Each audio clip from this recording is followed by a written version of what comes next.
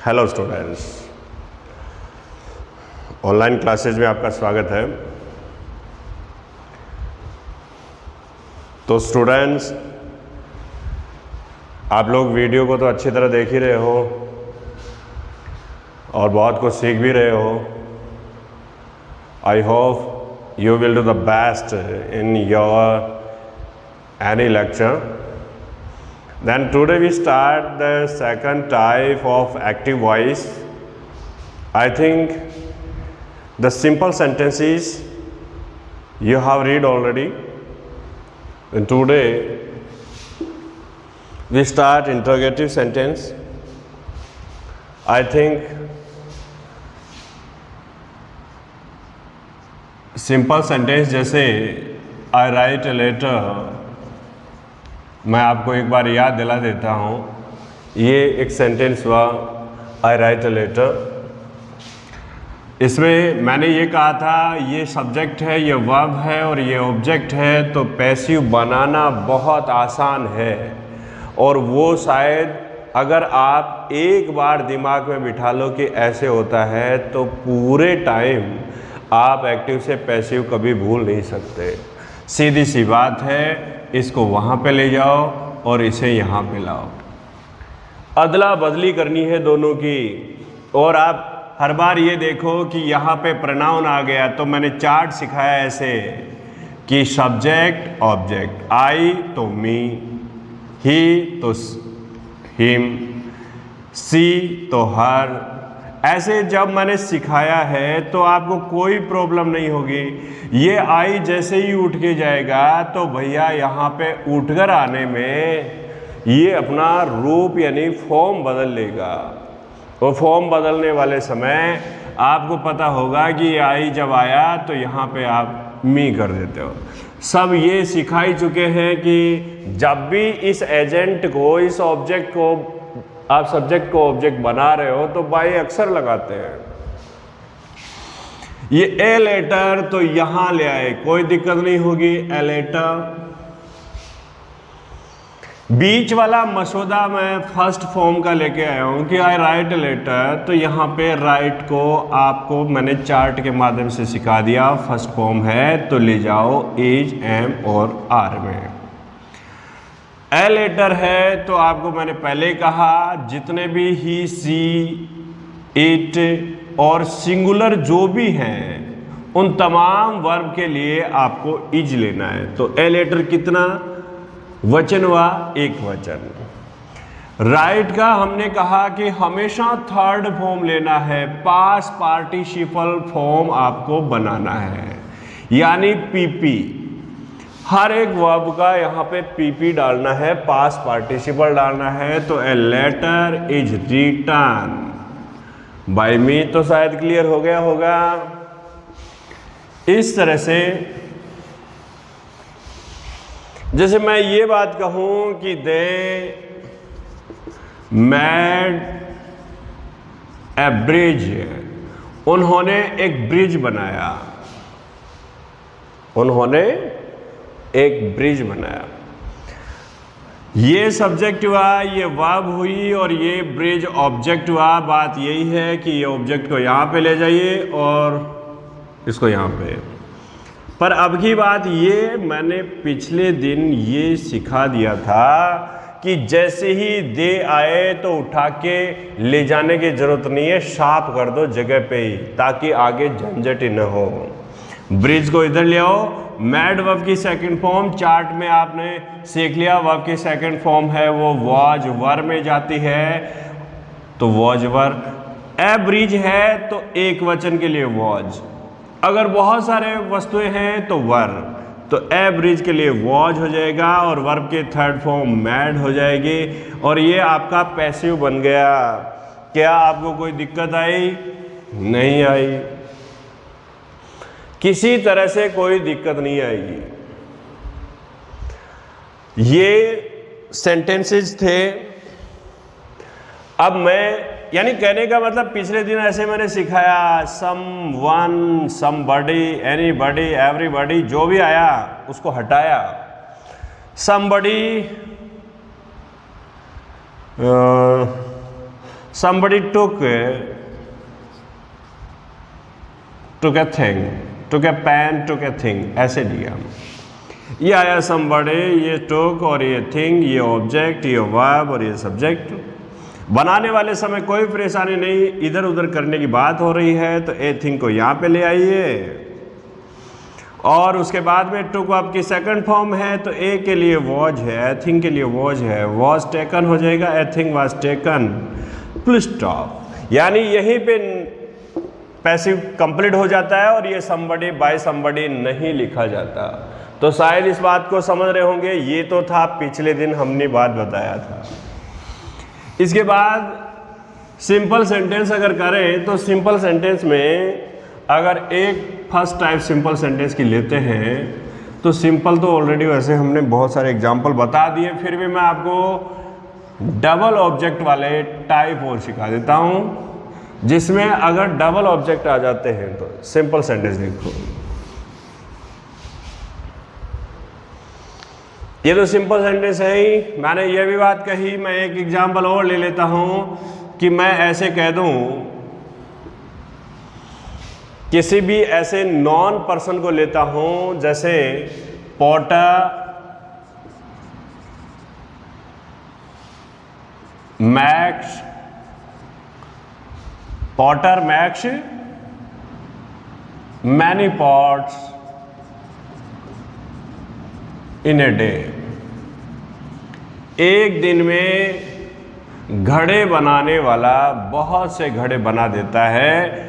तो जब आप पॉटर को सब्जेक्ट मानते हो, मैक्स वर्ब है, मैनी पॉट्स यहाँ पे ऑब्जेक्ट है, इन ए डे एक एडवर्ब है।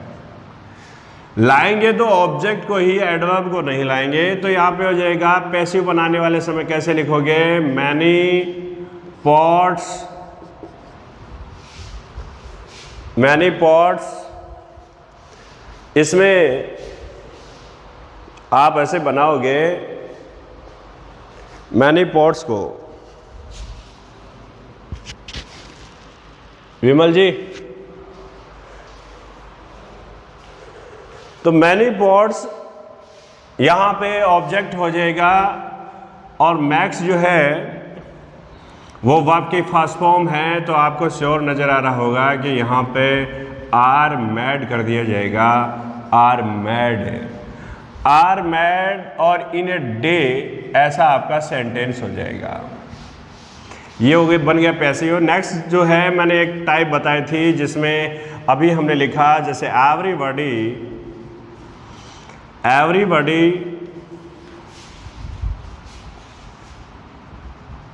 Can take tea. अगर ये सेंटेंस है तो इसको सरल कैसे करोगे, इसमें आपको एवरीबॉडी सब्जेक्ट शो कर रहा है, कैन टेक ये वर्ब है, टी जो यहाँ पे ऑब्जेक्ट है, और इसको कैसे चेंज कर लोगे, टी यहाँ पे इस तरह से ले जाओगे सब्जेक्ट में, सब्जेक्ट के स्थान पे, और कैन बी टेकन, और फुल स्टॉप लगा दो, एनीबॉडी एवरीबॉडी को हटा दो। ये तो अभी अभी बता रहे थे, ये सिंपल सेंटेंस चल रहे हैं। तीसरी बात मैंने ऐसे कहा, मान लीजिए यहाँ पे लिख देता हूं कि mono, mono has wash, mono has washed the plates. अभी इस सेंटेंस में किसी एनीबॉडी एवरीबॉडी का प्रयोग नहीं हुआ, न तो मोनो यहाँ पे फिक्स। इसको यहाँ पे पर्टिकुलर आपको ये दिख रहा होगा कि मोनो जो है वो इसमें यहाँ पे पर्टिकुलर नाउन है, और हैज वॉश्ड वर्ब है, और द प्लेट्स ऑब्जेक्ट है। तो मोनो को यहाँ पे, बात तो वही होगी, मोनो को यहाँ पे लाइए और द प्लेट्स को यहाँ पे लाइए। तो द प्लेट्स हैज वॉश्ड, तो यहाँ पे हैज, प्लेट्स है ना आपकी बार, एक वचन नहीं है, तो ऐसे करो have been washed, have been washed. अब बाई मोनो आपको लिखना होगा। तो समझे बात, ऊपर जब हम पढ़ रहे थे एवरीबॉडी नहीं लिखना पड़ा, पॉटर था नहीं लिखना पड़ा, तो ये मोनू आया, लिखना पड़ा, तो यहाँ पे पता लगा कि ये पर्टिकुलर नाउन है, ऐसे आपको बाय लगा के शो करना होगा। चलो सिंपल सेंटेंस में डबल ऑब्जेक्ट वाली बात भी कर लेते हैं। तो स्टूडेंट डबल ऑब्जेक्ट कैसे बनाओगे? डबल ऑब्जेक्ट को बनाने वाले समय आपको दोनों ऑब्जेक्ट से बनाने का पूरा मौका मिलेगा। अगर आपको डबल ऑब्जेक्ट मिलता है, डबल ऑब्जेक्ट्स मिलते हैं, यानी डबल ऑब्जेक्ट्स में बात सीधी है। एक तो डायरेक्ट ऑब्जेक्ट होगा, एक होगा इनडायरेक्ट ऑब्जेक्ट। तो दो टाइप हैं, डायरेक्ट ऑब्जेक्ट और इनडायरेक्ट ऑब्जेक्ट।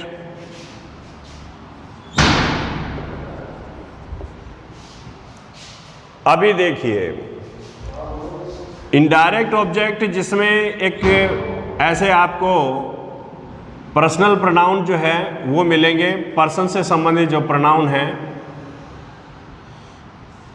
इसमें पर्सन्स हैं, और इसमें डायरेक्ट ऑब्जेक्ट में थिंग्स हैं।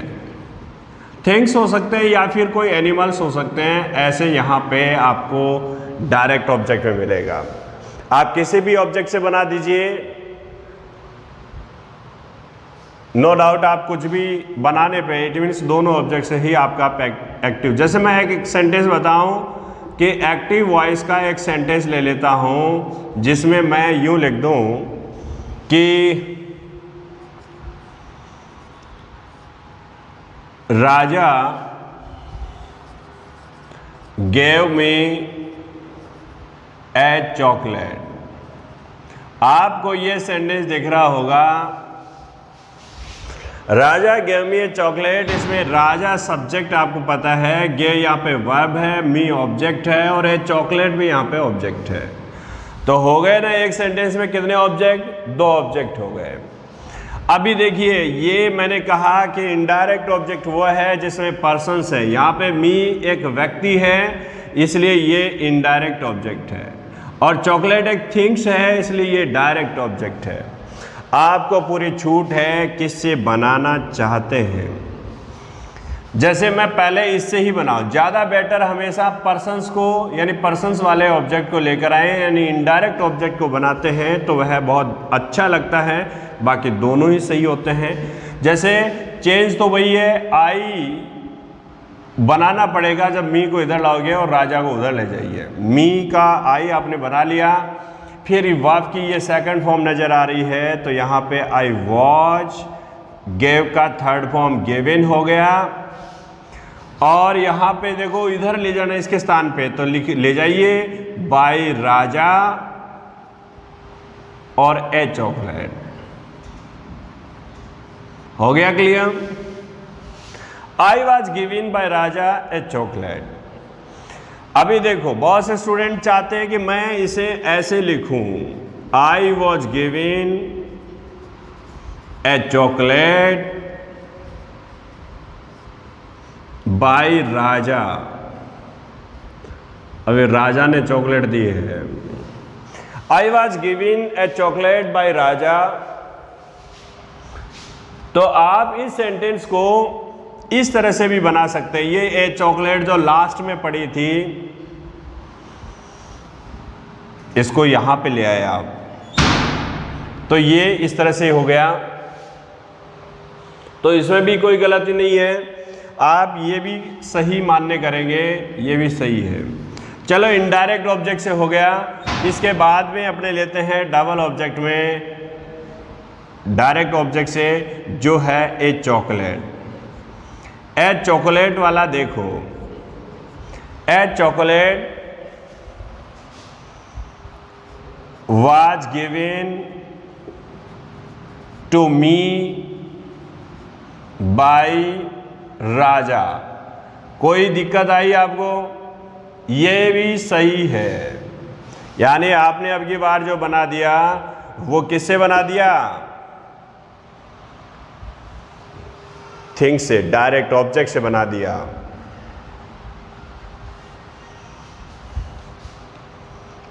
ये देखो मैं इस सेंटेंस को ऐसे भी लिख देता हूं, a chocolate was given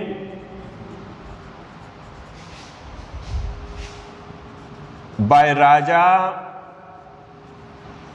to me.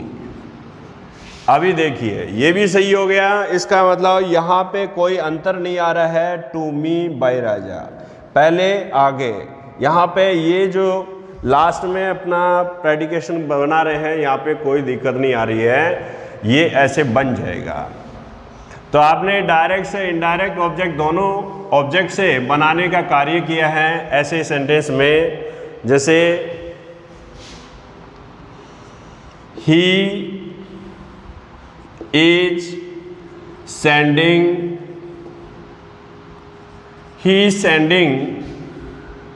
her a letter।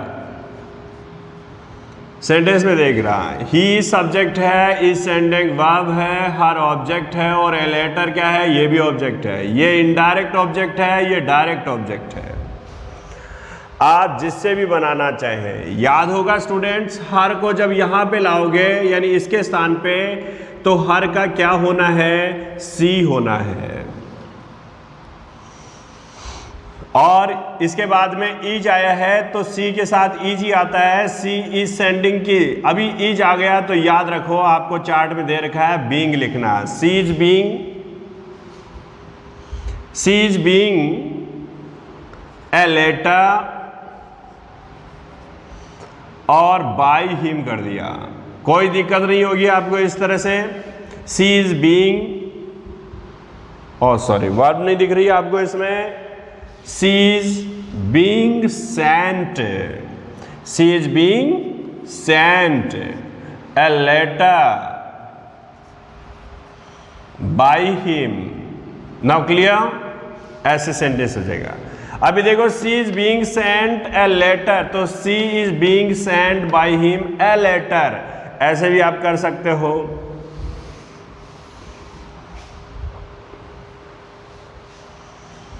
अच्छा जी, अभी ए लेटर से बना लीजिए, आपका ए लेटर से भी सही बनेगा। ऐसे पैसे बनाएंगे तो कैसे, a letter is being sent, a letter is being sent to her by him। देखो क्लियर समझ में आ रहा होगा कि ऐसे भी पैसे बन गया। अब की बार ए लेटर को यहाँ पे रखा, वर्ब जो इज सेंडिंग था उसको इज बीइंग सेंट कर दिया। ये देखो वर्ब को आपको ठीक से देखना है, ठीक से करना है, यानी प्रेजेंट का कंटिन्यूस है तो आपको बीइंग जोड़ करके वर्ब की थर्ड फॉर्म डालनी है, ये आपने काम किया। अब बाद में निपटाना करना है तो टू हर। अभी देखना, अगर आपने डायरेक्ट ऑब्जेक्ट से बनाना है तो यहाँ जो हर था ना उससे पहले टू लग रहा है कि नहीं टू? यहाँ देखो टू मी, तो उसमें टू लग रहा है कि नहीं? तो ये आपको पहले सेंटेंस में नहीं लगाया हुआ दिख रहा है और बाद में पैसिव में लग रहा है। इसका मतलब आपको डायरेक्ट ऑब्जेक्ट से बनाने वाले समय इनडायरेक्ट ऑब्जेक्ट के पहले टू लिख देना है। तो ये बात मैं नोट में लिख देता हूं। पैसिव बनाते समय इनडायरेक्ट ऑब्जेक्ट के पहले टू जोड़ देते हैं। ये लो जी, ये बात क्लियर हो गई यहाँ पे। तो डबल ऑब्जेक्ट वाले सेंटेंस आप समझे होंगे कि किस तरह से अपने बनाएं, ये इस तरह से बनेंगे। अच्छा, नेक्स्ट देखो,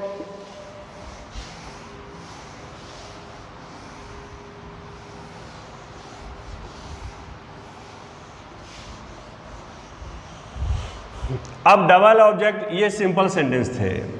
इसके बाद अगले सेंटेंस जो शुरू करते हैं वो नेगेटिव, आपको मैंने पिछले सिंपल में बता ही दिए थे। इसके बाद देख लो इंट्रोगेटिव सेंटेंस। इंट्रोगेटिव सेंटेंस हैं तो वो भी दो टाइप के हैं। मैंने पिछले भी बात की थी कि इंट्रोगेटिव सेंटेंस दो टाइप के हैं। एक तो HV से शुरू होने वाले,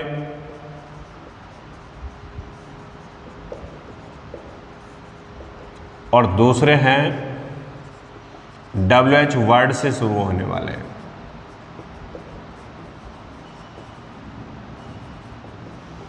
तो ये दो टाइप हैं, HV से शुरू होने वाले और WH वर्ड से शुरू होने वाले। अब देखिए कैसे बनाओगे आप। मैं इसमें 2-3 पॉइंट बता देता हूं कि यदि एक्टिव वॉइस का वाक्य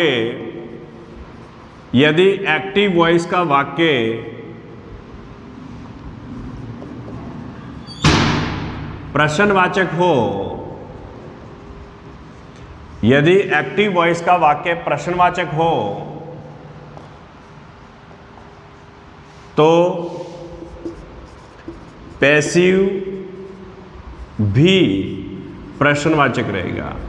सारे स्टूडेंट को याद होगा लास्ट टॉपिक जो हमने डायरेक्ट से इनडायरेक्ट बनाया था, तो उसमें हमने कहा था कि अगर प्रश्नवाचक वाक्य है डायरेक्ट का तो इनडायरेक्ट बनाते समय उसे सिंपल बना देते हैं, और इसमें ऐसा कोई रूल्स नहीं है, ये सिंपल नहीं होगा बल्कि वापस प्रश्नवाचक ही रहेगा। तो पैसिव भी प्रश्नवाचक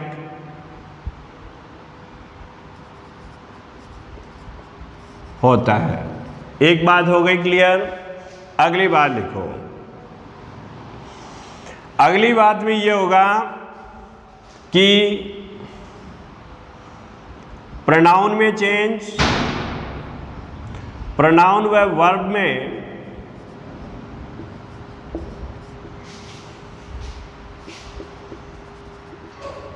साधारण वाक्य की तरह ही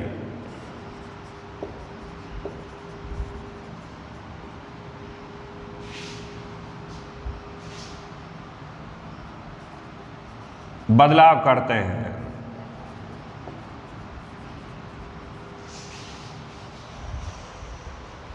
अब मैं स्ट्रक्चर लिख देता हूं कि अगर प्रश्नवाचक वाक्य हो तो उसका स्ट्रक्चर क्या है। प्रश्नवाचक वाक्य हो तो शुरू में HV आएगा, HV के बाद में ऑब्जेक्ट आएगा, ऑब्जेक्ट के बाद में जो मैन वर्ब का थर्ड फॉर्म आएगा, और उसके बाद में बाय लगेगा, और फिर एजेंट आएगा, और एजेंट के बाद में प्रश्न चिन्ह लगेगा। ये तो हो गया कौन सी टाइप का वाक्य, यस नो टाइप वाला वाक्य। तो यस नो टाइप वाक्य में ऐसा होगा। अगली बात कर लो WH की। तो WH का भी कोई आपको ज़्यादा प्रभाव नहीं पड़ेगा, इसमें प्रभावित नहीं करेगा। WH शुरू में जुड़ जाएगा, फिर वही फॉर्मूला है HV object MV3 by agent. तो आपको कोई दिक्कत नहीं आएगी ऐसे को। अब देखो कैसे सरल करते हैं। अब वाक्य मैं यहां पे बना देता हूं, जैसे क्वेश्चन ये लिख दे कि is she cook food, is she cooking food, ऐसे सेंटेंस दे दिया। सेंटेंस में आपको यस नो पूछ रहा है, क्या वह खाना पका रही है। आप अगर उसको ध्यान में रखते हैं तो आप कहोगे yes she is cooking food, हाँ वह पका रही है। आप सोचते हैं कि नहीं वो तो बैठी है नहीं पका रही है, तो आप कहोगे no she is not cooking food. तो ऐसे जो है वो आप काम करेंगे। तो किस तरह से ये बनाओगे ये आपको बताना होगा। इसको पैसिव बनाने वाले समय क्या करोगे कि जैसे यहाँ पे आप चेंज तो करना ही है, ये यहाँ पे ले जाओगे और ये यहाँ पे लाओगे। सी वहाँ पे जाएगा तो हर हो जाएगा। फूड यहाँ पे जो है वो एक नाउन है, इसलिए इसका कोई इट वगैरह है नहीं, कोई फॉर्मूला इट मीन्स प्रोनाउन बनाया हुआ नहीं है। फूड इधर लाया। आप देखना ये है कि ये 3 क्रियाएं हैं, is M R.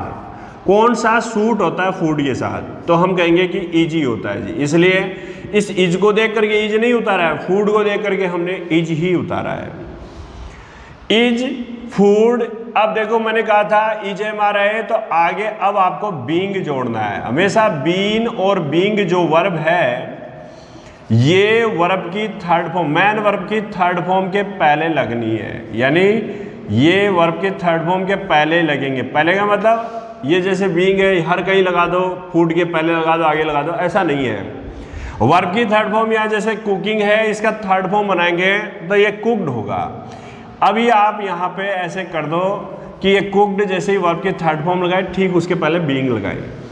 Is M R sentence में एक्टिव में आते हैं तो निश्चित रूप से पैसिव बनाते समय हमें बीइंग लेना होता है और ये वर्ब की थर्ड फॉर्म के पहले। इज फूड बीइंग कुक्ड और बाई हर ऐसा करके प्रश्न चिन्ह लगा दिया, तो इसमें तो कोई दिक्कत नहीं होगी सारे स्टूडेंट्स को।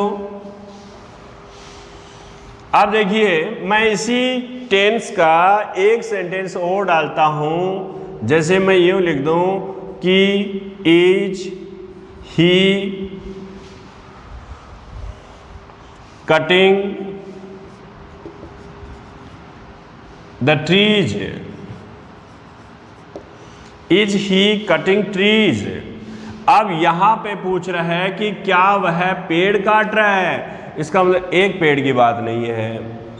और इसको बनाने वाले समय ट्रीज को यहां पे लाएंगे, ही को उधर ले जाएंगे। अब ट्रीज को ही के सिद्ध में लिखिए, लिखा ट्रीज। अब बताओ क्या इज उतार ले, इज नहीं उतार सकते। अब की बार आपको पहले से ही बताया है कि एज, एम और आर यहाँ पे जो तीन ऐसी क्रियाएं हैं उनमें से जो बहुवचन के साथ रहता है वो लेनी है। तो यहाँ पे कौन सी आएगी, आर ट्रीज आएगा।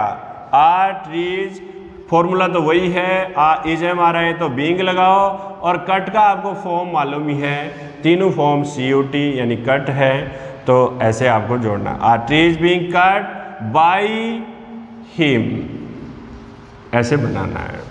शायद बना सकते हो सब स्टूडेंट्स।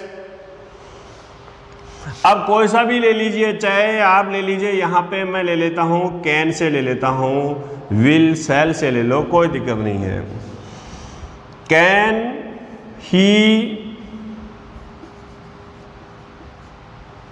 ही प्रूव इट, ऐसे एक सेंटेंस है, क्या वह यह सिद्ध कर सकता है। अब देखिए ही उधर जाएगा, इट इधर आएगा, इट को इधर लाइए, इसमें चेंज नहीं होता है, ये कोई EJMR नहीं है, मॉडल वैसा का वैसा होता है, सभी सब्जेक्ट के साथ होता है। तो कैन इट आपको इतना ही ध्यान रखना है कि मॉडल वाले में बी लगता है। अभी देखो आपने बात कही थी कि बीइंग, बीन और एक इसी का वर्ब जो है यानी इसी से बने ये बी है, ये भी वर्ब की थर्ड फॉर्म के पहले ही होगा, यानी प्रूव्ड के पहले बी लगाया।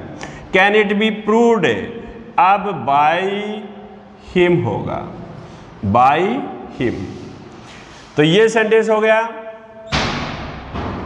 किसी भी टेंस को लेकर के ये बना लो, वाक्य ऐसे ही बनने हैं। जैसे मैं लगा देता हूं वॉज सुनीता, अब ये बार नाम ले लेते हैं किसी का, वो नाउन ले लेते हैं, was Sunita reading a story. अब देखना इस सेंटेंस में क्या कर रहा है कि सुनीता सब्जेक्ट है, ये वर्ब है और ये स्टोरी ऑब्जेक्ट है। तो ए स्टोरी को यहां पे लाया, ए स्टोरी यहां पे लिखा आपने और सुनीता को वहां लिखा, तो बाई सुनीता आप जानते ही यहां पे लिखना होगा। अब आपको करना क्या है, ए स्टोरी के साथ में वॉज ही लगाना होता है, वर नहीं। वॉज ए स्टोरी, ऐसे जो भी सेंटेंस है उसमें बीइंग जुड़ता है और इसका थर्ड फॉर्म रेड होता है, ऐसे आपको लिखना है और ये सेंटेंस बन गया। यानी किसी को भी ले लीजिए, ऐसे सेंटेंस बनने हैं। क्लियर हो सकता है शायद। ये जो जितने भी एग्जाम्पल थे ये थे यस नो टाइप। इसके बाद में मैं अगले टाइप ले लेता हूं जिसका नाम यस नो की बजाय WH हो जाएगा। अभी WH वर्ड में देखिए, WH वर्ड में आपको ऐसे ही दिया हो कि when does C play football. ये सेंटेंस देखो, इसमें क्या कह रहा है कि वह फुटबॉल कब खेलती है। तो पैसिव बनाने वाले समय क्या किया, वहन का वहन उतार दो बस। कोई भी WH वर्ड आया उसे उतारना होता है। डैज आया ना तो समझ गए कि वर्ब की फर्स्ट फॉर्म वाला नहीं, प्रेजेंट सिंपल जो है यहाँ पे है। सी यहाँ पे जाना है, फुटबॉल यहाँ पे आना है। डज की सिदाई में एक वर्ब लानी है। जैसे ही डू डज आया, मैंने चार्ट में लिखा रखा है कि भैया डू डज आए ना तो डाल दो किस में, इज एम आर वाले में। फुटबॉल एक वचन है इसलिए आएगा इज, फुटबॉल को इधर ले आइए। फिर आप क्या करेंगे, प्ले जो है वो यहाँ पे क्या हो जाएगा, प्लेड हो जाएगा, और बाई किस, बाई हर हो जाएगा। शायद समझ में आ गया होगा कि ये सेंटेंस ऐसे सरल हो रहे हैं। तो WH वर्ड का जो टाइप है वो भी आपको कोई ज़्यादा परेशान नहीं करेगा। जैसे मैं ऐसे लिख दूँ, सॉरी ये तो इसका पैसिव है। अगला 2 नंबर का मैं सेंटेंस डाल देता हूँ कि हाउ इज सी, या हाउ इज ही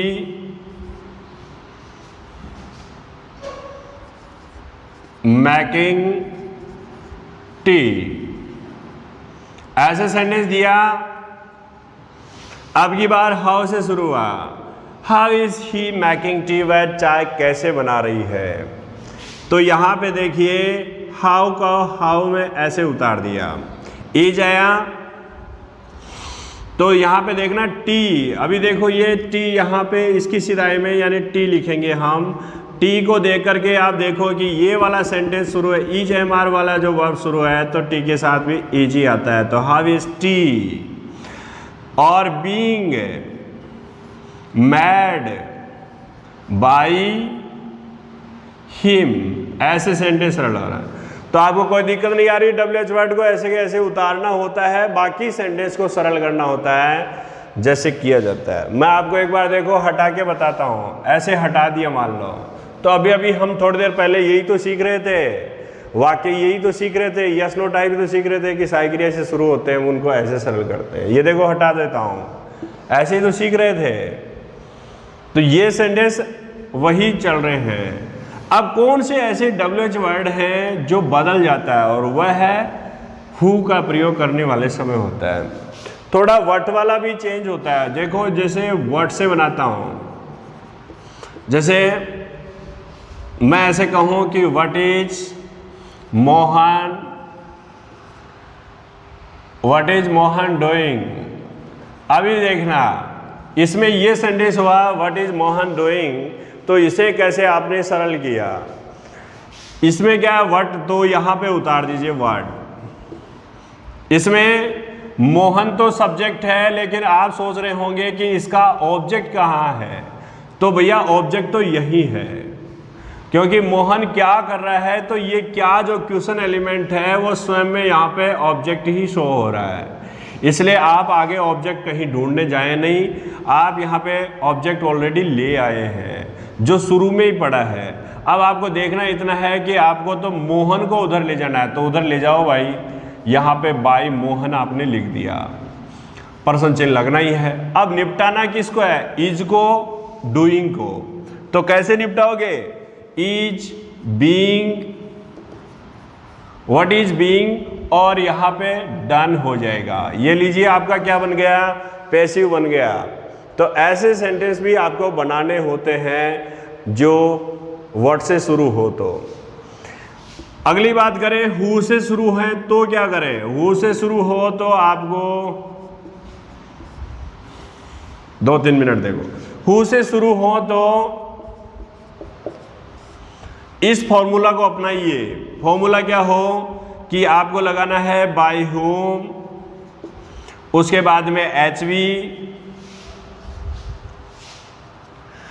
फिर जो भी ऑब्जेक्ट है उसको, और फिर MV जो थर्ड फॉर्म होगा, और ऐसे पर्सन चिन्ह लगाना होता है। जैसे कैसे बनाओगे, मैं यहां पे ऐसे लिख देता हूं, हु किल्ड रावण। ऐसे कह रहा है हु किल्ड रावण, रावण को किसने मारा। तो रावण को किसने मारा, ये सेंटेंस कैसे होगा, अभी इसी फॉर्मूला से ले लीजिए। ये किल कौन सी फॉर्म है, सेकंड फॉर्म है। तो यहाँ पे सेंटेंस बन गया बाय होम, इसमें वॉज आ जाएगा अब की बार, by whom was Ravan killed. ये देखिए आपका क्या बन गया, पैसिव बन गया। तो इस तरह से हमें हु से भी सेंटेंस बना लेने हैं, हु वाले सेंटेंस ऐसे बनेंगे। तो सारे स्टूडेंट्स आराम से जो है वो इंट्रोगेटिव सेंटेंस अच्छी तरह